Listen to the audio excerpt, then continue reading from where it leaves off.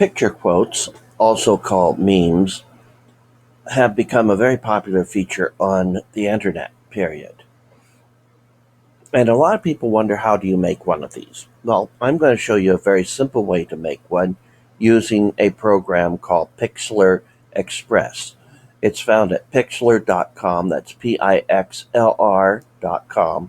and we're already at that site, so we're going to scroll down and find the uh, proper site for what we have here, and we'll go down to Pixlr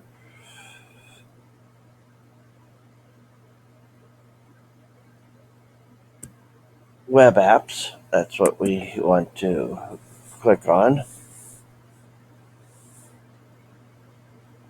And we see Pixlr Express.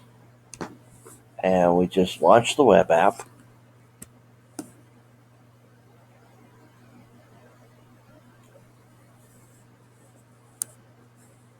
And we end up with a screen that looks like this. And it's taking its time loading, but here we are. We click on Browse to pull up a picture that we want. Now, I have a picture in here that I have that I want to use, so I'm going to just surf over the picture. It is in my file folder, and I'll just locate it right here real quick. And there it is. I'm doing a meme to go with a devotion that I put together. So I chose this picture because there's this big area of empty space. That's where I'm going to put the words.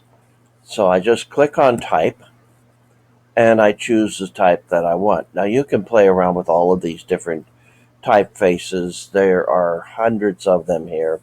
But for what I want to do, I'm going to stick with a simple sans serif type. I'm going to go with, excuse me, cabin. And I've already put what I'm going to post on here on the clipboard. I just hit my Control V as in Victor, and that would be Command V on the Mac, and it posts all of my information down here in this little box. Now, this is way too big for my screen. Don't worry, see these little round buttons? They will shrink this or expand it. So I'm going to shrink it down and place it right over here, right in the space where I want this to be. And that looks good, so I'm going to leave it right there.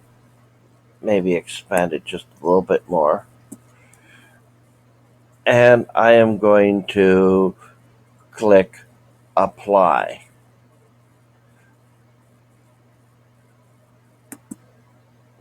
Now, if I wanted to, I could change the color on this as well. That big white box that says under color, if you click on it, you can choose a new color. Let me show you with my next bit of writing here. So I'm going to also add a credit line here. Little promo. I want them to know that this is put out by me. So I'm going to put at facebook.com/wordmasterbooks. Again, very too big, so I'm going to shrink it down. Yeah, about to there. And maybe I want to put this in a different color. See this white box? I just click on it, and let's say I want it in black. So I can just run that down to black, and there it is in black. And since part of it is now running into the hands. I'll just do that. There we go. I've got my little credit line right down there. And I also need to finish this up by adding in a line for the photographer. And let me find out who the photographer is very quickly here. I'll go back to my Flickr account, and the photographer's name was Jill Jelly Donut. Okay, let's just. I don't think I want to go with Jill Jerry Donut, so I'll just put her URL because we do need to give her credit. And again, I'll go to sans serif. I'm going to stick with cabin. I type in photo by, and again, another long thing now. Photo credits I like to keep very tiny, very small. And here's something that you can do if you want. It's very simple. If you want to turn something on its side, that's what this big dot appears for. I can just turn it like this.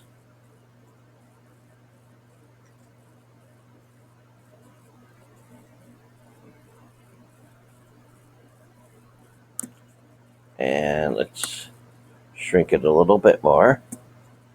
And I can slide it right over in here. And click apply. I am now finished. All I have to do now is save this. So I click save and I give it a name. Prayer, and I'll just call it prayer for short right now. And I'll click save, and I'll just save it back into the same file I was at. And click save, and there it is, all saved. Took less than 10 minutes to create, and now I have a nice photo to go with my daily devotion. Catch you next time.